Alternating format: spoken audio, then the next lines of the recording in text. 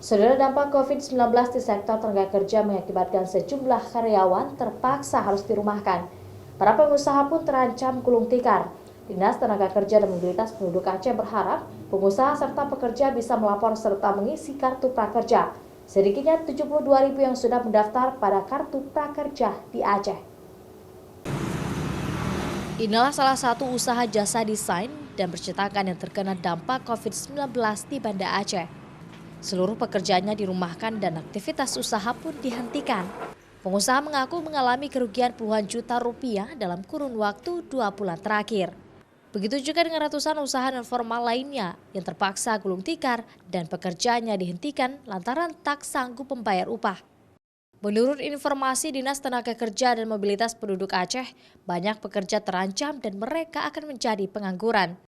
Jadi lain perusahaan lain, jadi kita tidak bisa mengeneralisasi semua perusahaan. Tergantung situasi di hotel tersebut atau perusahaan tersebut. Malah kalau perusahaan sawit, perkebunan belum ada yang merumahkan karyawan. Sebagian buruh harian seperti pekerja bangunan tetap bekerja, mereka hanya menerima upah harian.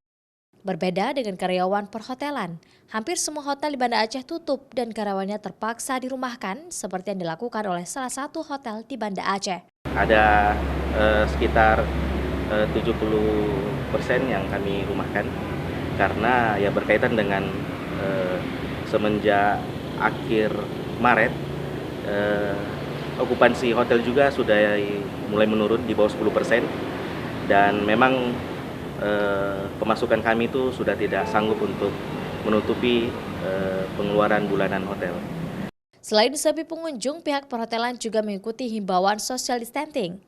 Bagi karyawan yang dirumahkan sementara mendapatkan upah mereka walau tidak penuh dibayar pihak hotel. Dinas Tenaga Kerja dan Mobilitas Penduduk berharap para pekerja yang dirumahkan bisa mendaftarkan diri pada kartu prakerja. Davi Abdullah, Kompas TV, Banda Aceh.